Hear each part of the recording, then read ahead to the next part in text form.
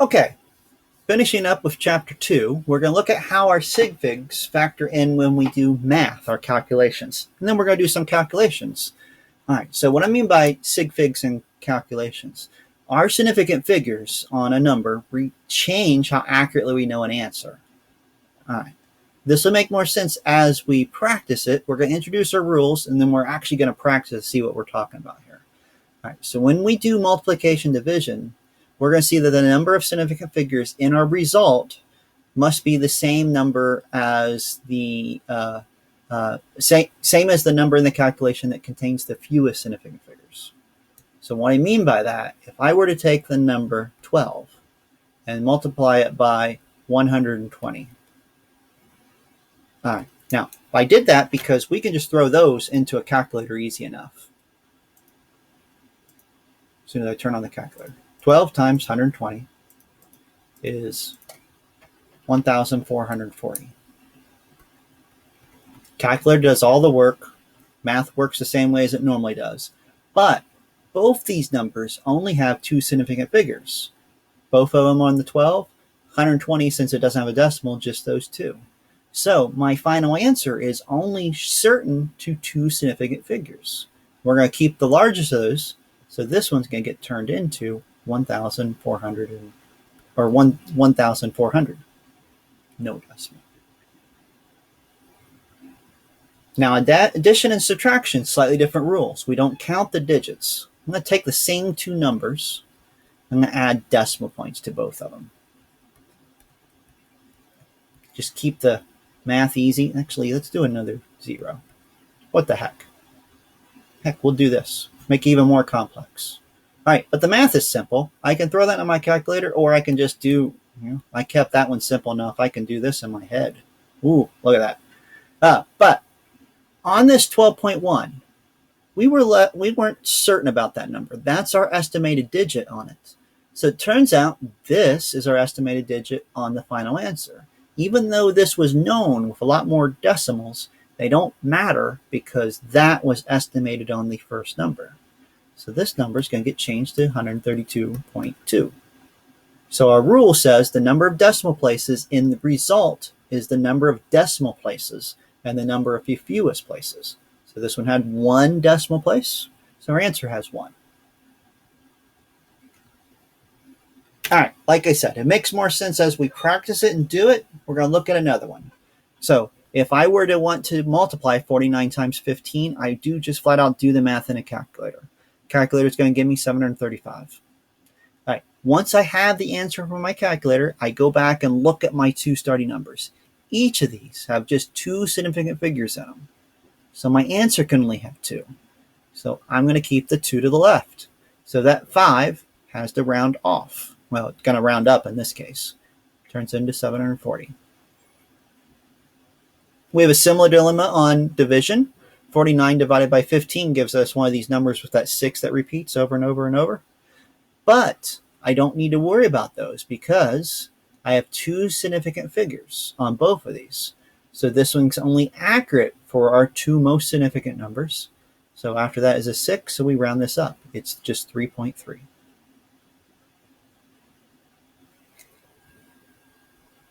All right, addition and subtraction.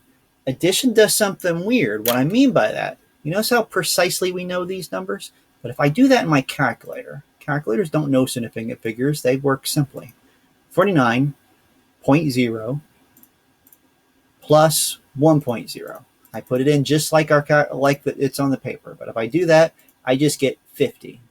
Now you notice how I didn't put a decimal? That's almost like saying there's only one significant figure. Well, the calculator doesn't understand significant figures, but we do. We know by looking at that, even though the calculator said 50, I was certain about the 10th place there and the 100th place there. So since that's the smallest digit, I'm certain about the 10th place on this number. I know for sure I need something there because I did here. Well, I can't just make up numbers. The number that's not there is a 0 because that's why it was dropped. It was dropped because it's 0. We're just going to put it back on there and we write out our answer. That's why it was just added. Add it to get it back to the number of decimal places that we want. Now, it's far more obvious if we do it with a different number. So if I actually put these two numbers into a calculator, I do get this like 50.009. But same dilemma as the last one. We're only certain to that 10th place. So my answer can only be certain to the 10th place. So that becomes 50.00. Actually, how about 50.0? All right, let's practice one of these. Now, theoretically, you could do this in a calculator, but if you look at my answers, you'll see they're all the same thing with just the units or the rounding different. Well, that is because if I put this in a calculator, my calculator does just give me 80.2. But remember, the calculator doesn't understand significant figures. So once we get what the calculator says, go back and look at our original numbers. This one has 2 significant figures. So our answer can only have 2.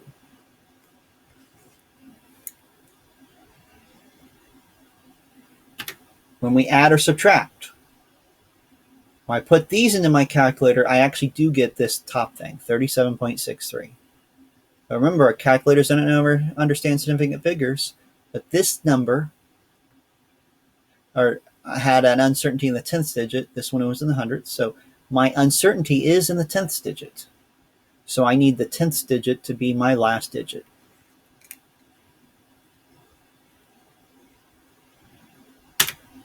All right. Next thing we're looking at is how we're going to use those significant figures and those calculation techniques to convert a unit from, or a number from one unit to another. What I mean by that, let's do something simple. If I wanted to convert inches to feet, so a football field, for instance, college football, high school football, professional football, 100 yards. How many inches is that?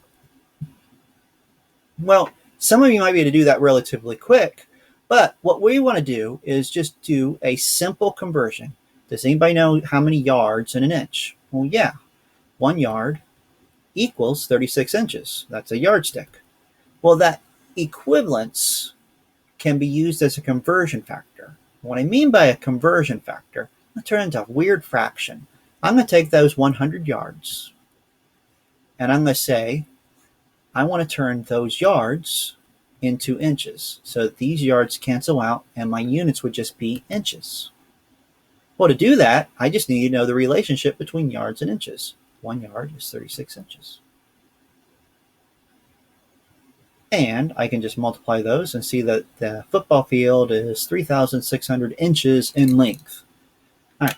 Now, even though some of you might not have needed to do that, you might have been able to do that even in your head because you know those conversions. But we're going to use this dimensional analysis because it'll help when we don't see the conversions. All right. What I mean by that, let's do something a little bit more complex. And we're going to use our English and metric units here. So I have 140,000 milliliters up there. And I say that's the water usage of the typical household washing machine. We want to know how much water that is in gallons. All right, so what we want to do is we want to somehow convert milliliters all the way into gallons. Well, that's an English unit, or this is an English unit. This is a metric unit. Not many people know that in the top of your head. So we do give some of them. Like on your test, you're going to get access to a periodic table. And on the back of that periodic table, or on the second page of that periodic table, I give you this conversion, quarts to liters. Well, that's beneficial because we'll know our prefixes that can turn a milliliter into a liter, and then we can turn a liter into a quart. And here in America, everybody knows a quart is, there's 4 quarts to a gallon. Or at least, I think you all know that. But if you didn't, it's written right up there. All right, we're going to use this as a method to convert our 140,000 milliliters into gallons. What I mean by that, we are going to actually have that 140,000 milliliters. And then we're going to show a conversion from milliliters into liters. Put the milliliters down here so they cancel out. And then we're going to show a conversion from liters to quarts, drawn in such a way that the liters cancel out. And then quarts to gallons. So the quarts cancel out. And basically, each one of these arrows got turned into one of these conversion factors. And once we have these, we just go back up here and put units to them. Like we know from this, there's 4 quarts in 1 gallon. From this, we know that 1 quart is 0.9463 liters. And 1 liter is 1,000 milliliters. Now, even though this just looks like a bunch of fractions, a calculator can handle that. Now, I'm not actually going to put them in as fractions. Watch this. So I'm going to start, we'll clear this out, with that 140,000. And this number's on the bottom, so I'm going to divide by 1,000. This number's on the bottom, so I'm going to divide by 0.9463. And then divide by 4. Because all 3 of those numbers were on the bottom. So 140,000 milliliters is about 36.98 gallons. And this number really only has 2 significant figures, so our answer can only have 2 significant figures. So our answer is 37 gallons. Doesn't seem that bad.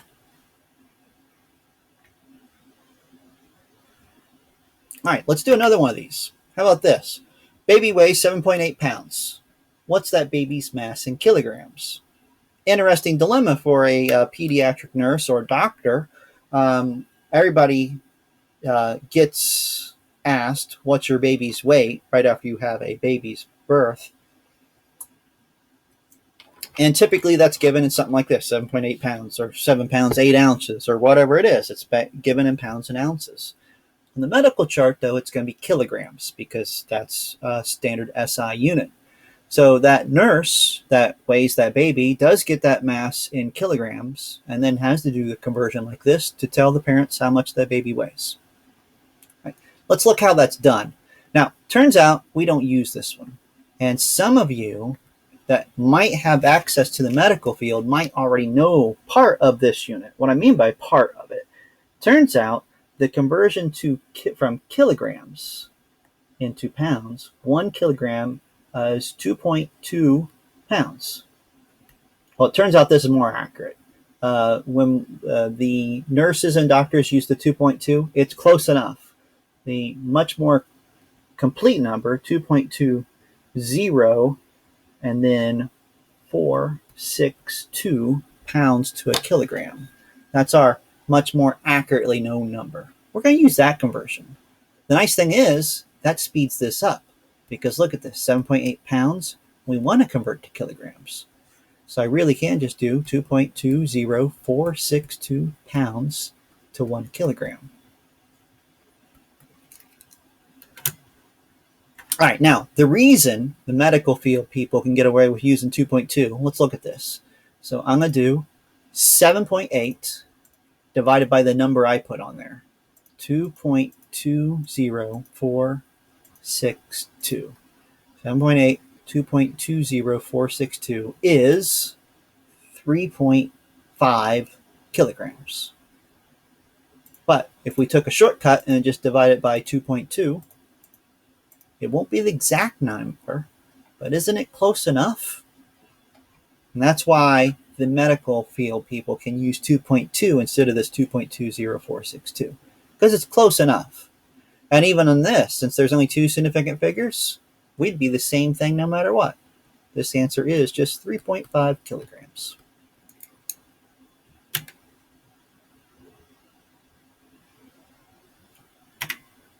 All right, here's a weird thing. People run that Boston Marathon, they run 26.2 miles. We're going to ask how many kilometers that is. Biggest reason I asked that, you might have heard people run 5Ks, see bumper stickers on their cars and whatnot. Thanksgiving here in Ocala, we have a turkey trot. People run 5K and then go have Thanksgiving meal. All right, so how many 5Ks are there in 26.2 miles? Best way to figure that out is convert these miles into kilometers.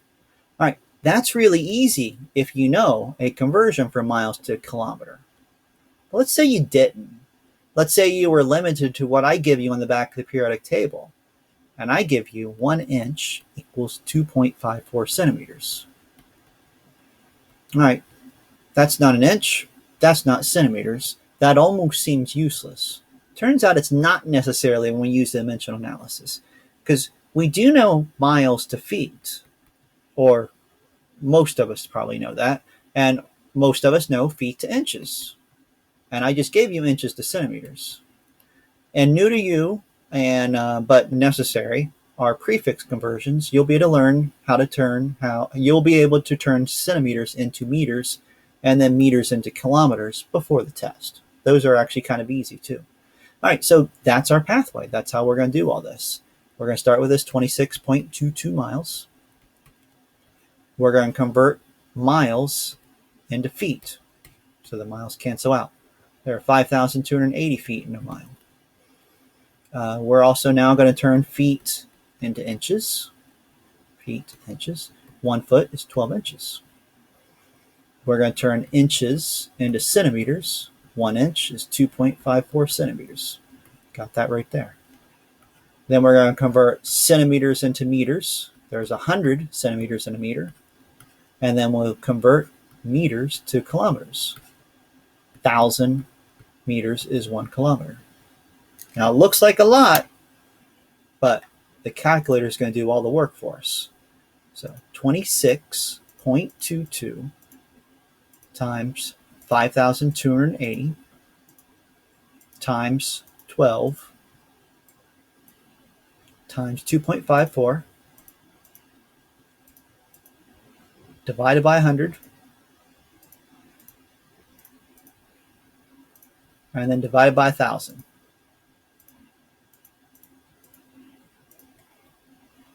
Get that is, now we had 4 significant figures. All these others are pretty much exact numbers. So our answer is also going to be 4. This is 42.20. Back to our original question. 42 divided by 5. That's roughly a little bit more than 8 5Ks in a row. Piece of cake, right? All right, let's do another one of these. This one, we're going to have a combination of units that we're going to convert. We have a leaking gas coming out in grams per minute, grams over a certain amount of time. We want to turn that into kilograms per hour. Now, it seems complex, and it could be, depending on how you write it, because, you could be crazy and write something like this: grams per minute, GPM. Because we kind of do that with MPH, which stands for miles per hour. Well, I don't want to do that at all. That actually makes this harder for us. So we're going to separate out those units. It's 5.5 times 10 to the 4th grams per minute. That's what the per really means. It's a ratio. The beauty of it written like that, now we can see that we're going to just do conversions of those units. Like we want to turn the grams into kilograms. Well, that's easy enough. Put the grams down here. Put kilograms right there. And then we just need to know that there are 1,000 of whatever in a kilo. And then minutes to hours. Now I have minutes down here, so I'm going to put minutes up. So they cancel, and this is hours. And everybody knows there's 60 minutes in an hour. So I'm just going to take that 5 times 10 to the 4th. And see that little EE button on this calculator? That's how I do that on this calculator. Divided by 1,000 times 60. There was only one significant figure there, so I only need one here. This is 3 times 10 to the 3rd kilograms per hour.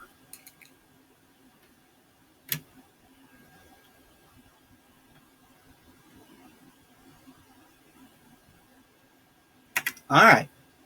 Another one is going to actually involve a little bit of a weird calculation because we're using a volume, liters, and we want to turn that into cubic inches. So a measurement that's based on length. But that's okay, because if you remember, the liter, which is related to the milliliter, is defined as a cubic centimeter. or something along those lines. Well, that's the relationship we're going to use. So what we're going to do is that's going to be our conversion factor. We're going to start with our liters, turn them into milliliters, turn our milliliters into cubic centimeters, and then we're going to turn cubic centimeters into cubic inches with this. Even though this is not cubed, we're going to see that we can turn it into something cubed. All right, so 2.2 liters. And 1 liter is 1,000 milliliters. Liters would cancel out. And we just said a milliliter is actually a cubic centimeter. They are interchangeable. All right, next one's weird because I know the relationship between centimeters and inches. That's 2.54 centimeters is 1 inch. But I want cubic and cubic. Well, I can do all that at once by just cubing the entire fraction. That'll cube the inches, that'll cube the centimeters, that'll cube the 1, and then I'll cube the 2.54, which is what I want to do. I want to cube the entire relationship to turn it into cubic inches to cubic centimeters. And then we're going to let our calculator do that. So I take that 2.2, multiply it by 1,000, and then I multiply by 1 or divide by 1. And then I divide by 2.54 cubed. And I get that that 2.2 liter engine is a 130 cubic inch engine, which is tiny compared to some of those cars in the 70s. Back when they measured engines in cubic inches, we're talking about 350s and 327s. So much bigger engines. All right, next thing we're looking at is temperature scales. Now, the middle one there is the one that you're familiar with, definitely. Matter of fact, if I were to ask you what temperature it is in your house right now, or in the office, or wherever you're at, it's somewhere between 70 and 80. That's their comfort level. And people would typically say that. What's the temperature? They 90. What's the temperature outside? 90, 100. They normally just say a number, and they don't use the units. But here in America, we always understand that to mean Fahrenheit. And most of the time, you don't hear the units or the unit said. You don't hear Fahrenheit. All right, but it is necessary, and it's much more odd that it's totally unused in the medical and science field. So even though we talk about it and refer to it like that, it's not the unit of choice. Unit of choice is based on the boiling point and freezing point of water. Celsius is a lot more common. It's not the SI base unit. The SI base unit are these kelvins, but Celsius get used a lot more in the medical field and in science.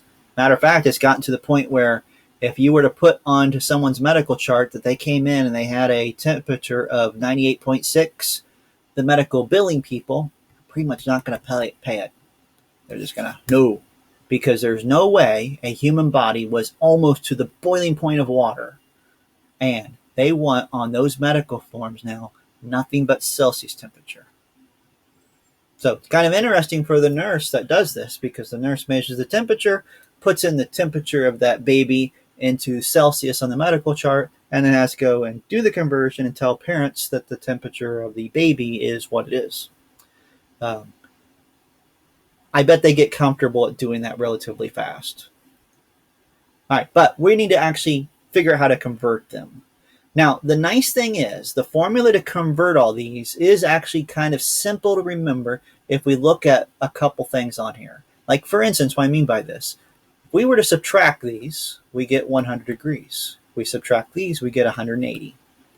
Well, 180 divided by 100 is 1.8.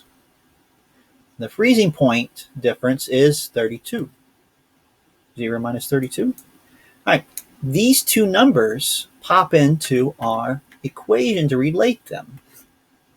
Right there. So that 98.6 baby, if I want to know what its temperature is in Celsius to put onto the medical chart, I could just actually solve for that. So take that 98.6, subtract 32, Divide that answer by 1.8. And we have the body temperature is actually 37.0 Celsius. And that's what would have to go in the medical chart. All right, backing up, we had another scale that we had on this slide, the kelvins. Now, it turns out the Kelvin's just a weird temperature scale, that is. So our problem with the Celsius scale happens when it goes below zero. So below zero is not commonly seen on the Celsius scale, but it does occur. Matter of fact, if I go to the refrigerated section at Walmart, typically the ice cream's at -4 degrees Celsius. That's where it's supposed to be kept anyway. I don't know if anybody's terribly upset if it's not quite frozen that hard, but that's the legal freezing point that it's supposed to be kept at. But it does go below that. Well, it turns out negative numbers mess up calculations. So the Kelvin scale is something we call an absolute scale. Now, all that means is there are no zeros or there's no negative numbers in the Kelvin scale. The lowest it goes is zero. We call it absolute zero, and everything else is above that. Well, it turns out that's roughly 270 degrees below Celsius zero. So that's why we've added 273 to both those. Matter of fact, the temperature to Celsius to Kelvin scale is just as easy as adding that 273.15 Kelvin to it. All right. Next one we're looking at, it's a combined unit, is the density. Now we're looking at this because it combines a few of our standard units. It combines our one of our length to our masses. Now, if I were to think about something like water, for instance, if you had more water, you would understand the mass would go up. If you had more water, the volume would go up. What doesn't change, though, is the relationship between those. The mass increases at the same rate that the volume would increase. Matter of fact, for all water, that temperature and whatnot, that is approximately 1 gram for every cubic centimeter. Now, it does vary some. Warmer water is actually less dense than cooler water. Ice is actually also less dense than water. So the density does vary, but it doesn't vary by a lot. If we were to round, all of them are going to round, all of the densities that we could possibly come up for any form of water is going to be right around 1, except for gas. But it's going to be right around 1 gram per cubic centimeter. Now, when we apply this to other things, like if I have a block of unknown origin or unknown whatever, has a volume of 25.3 cubic centimeters and it has a mass of 21.7 grams, if I want to get the density, I really do just simply take that mass and divide it by its volume. And what does the calculator give me there? 21.7 divided by 25.3 is 0.858 grams per cubic centimeter. 3 significant figures because both those numbers have 3 significant figures. Excuse me. All right. So various different densities of various different substances. Turns out if you have a pure substance, density can be used to distinguish what that is. Now, it's not absolute because there's going to be quite a few things that have similar densities. And you'd have to have a really big table to get it. But we have this up here to see how they vary. Now, something that is kind of interesting. These numbers down here, all of them are units of grams per cubic centimeters. But more often than not, we see that liquids, the two in the middle, would be listed as grams per milliliter most of the time. Milliliters get used for liquids, cubic centimeters for solids. And the other weird one, you see how small these numbers are? What typically happens here is we end up moving that decimal 3 places and changing, instead of milliliters, change it to liters. Now, hydrogen still has a 0 in front of it because it's a much smaller value. So 1, 2, 3, so I should have a 0 there. Let me fix that, that looks terrible. 0.084 grams per liter. So very, very small amounts, But that's why they changed those units to liters rather than milliliters to actually move it up, move that decimals up three places. All right, so let's actually try to rock this up some. We want to get the mass of a block of gold. If I give you the density of gold, and I tell you that the size of a cube. All right, turns out we're going to use the length of that cube, and think about a cube being the length, width, and height would all be the same. So its volume would be that 2 centimeters cubed. Length times width times height. All right, and those cubic centimeters now are going to get rid of them because we're going to turn this whole thing into a conversion factor. 19.32 grams per cubic centimeter. And centimeters would cancel out that way. So I just grab my calculator then, and I do 2 cubed, and then multiply that by 19.32. I know I've covered it, but it's right there. And I get 154.56. I actually get that number right there with grams. So that's why that one's definitely wrong. So almost immediately you want to circle that. But wait, before we do, back up here, I have 4 significant figures there, but only 3 here. Since this is 3 significant figures, my answer should only have 3. And that gets that done. And that gets this chapter done. All right, we'll be ready to start the next chapter next time.